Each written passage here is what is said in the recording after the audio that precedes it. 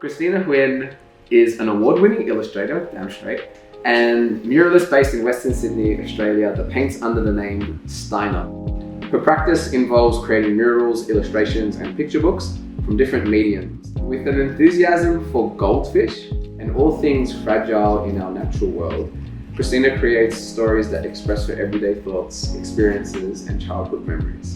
She finds inspiration in storytelling, human emotion, and the heritage of people and of place.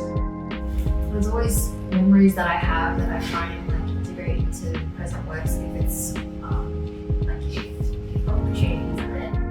This is like a celebration of like the beauty of things that you see day to day. Just the idea of like noticing things that speak to you, like when life gets busy and you're just going like a million miles an hour. I would love to paint a silo one day. I feel like I've done some big walls, but I haven't done like mega walls. So I would love to do like a mega wall. One wall where I'm just like done by the end of it. So 6-week install walls. Try and make a habit of being like multidisciplinary.